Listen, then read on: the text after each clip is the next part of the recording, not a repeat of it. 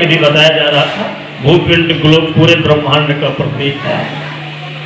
और एक बात मैं आपको बता दूं, गारंटी के साथ रिकॉर्ड है, आज तक आपने किसी ने नहीं देखा होगा, कोई हमारी ऐसी पूजा नहीं है जिसमें कलश की स्थापना न की जाती हो।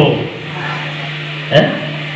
अगर एक घर में अमावस्या पूर्णमासी को सत्यनारायण भगवान की कथा भी होती है तो वो भी बिना कलश के नहीं होती। हमारे यहाँ शादी विवाह में भी दरवाजे पर 2-2 कलश रखे जाते हैं, उन पर दीपक जलाया जाता है। जहाँ वो श्रावण गाते हैं जहाँ पर, वहां भी कलश रखा जाता है। बिना कलश के चाहे बड़ा से बड़ा कोई पूजन कार्यक्रम हो, और गायत्री परिवार का ही नहीं, चाहे विष्णु महायज्ञ हो, चाहे रुद्र महायज्ञ हो, चाहे सतचंडी महायज्ञ हो, कोई भी यज्ञ हो, कोई भी हमारे सनातन धर्म का कार्यक्रम क्यों ना हो, छोटा बड़ा, लेकिन बिना कलश के वो कार्यक्रम संपन्न नहीं होता है। उसमें कलश जरूर रखा जाता है, कलश की पूजा जरूर की जाती है। और दूसरी चीज, आज तक कहीं आप लोगों ने इस कलश को, हमारे भैया लोग गीत गाते हैं, आओ आओ सुहागिन नार कलश से धारण करो, मंगल कलश सजा कर निकली ये भारत की नारियां, ये गीत गाए जाते हैं। कहीं ये नहीं कहा गया आओ आओ हमारे भाई बंधु सब मिलकर कलश से धारण करो। आपने किसी कलश यात्रा में भाइयों को कलश सिर पर लेकर चलते हुए देखा है? नहीं देखा ना, ये चल भी नहीं सकते लेकर। ये जिम्मेदारी हम लोगों की बस की नहीं है, ये भाई लोग इसका निर्वाह नहीं कर सकते। ये कलश कौन धारण करता है? ये मातृ शक्तियां धारण करती हैं। और कलश को धारण करना, उठाना, अपने सिर पर रखना, ये मजाक नहीं है, ये खिलवाड़ नहीं है, सामान्य बात नहीं है। ये तब धारण किया जाता है विशिष्ट परिस्थितियों में, जब विश्व ब्रह्मांड की व्यवस्थाएं बिगड़ने लगती हैं, जब सारा का सारा विश्व लगता है अव्यवस्थित हो रहा है, यहाँ पर विकृतियां छा जाती हैं, नाना प्रकार की विषमताएं, विपन्नताएं, विसंगतियां आ जाती हैं, और विश्व जो भूपिंड ग्लोब ये जो बना हुआ है ना, ये संगठन का प्रतीक है।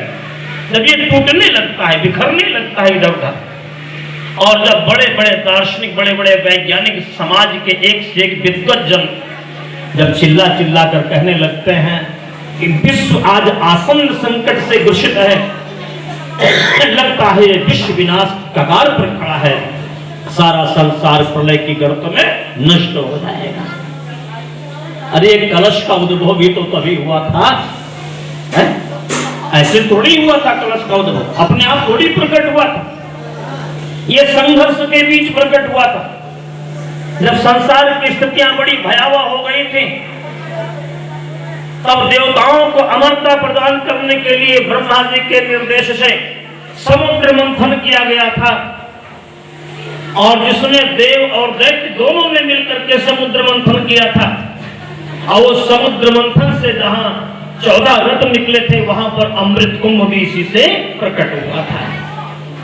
ये कलश उसी से प्रकट हुआ था, कलश है। तो कलश जब इसका उद्भव हुआ है इसी से, जो विश्व ब्रह्मांड का प्रतीक है, तो जब इस पर जब कभी ऐसी विपन्नताएं आती हैं, विपरीत परिस्थिति आती हैं, तो जब लगता है कि विश्व विनाश के कगार पर खड़ा है, तो इसकी व्यवस्था को संभालने के लिए ये अमृत कोई और नहीं बांट सकता था। कलश हाथ में लेकर के कौन अमृत बांटता?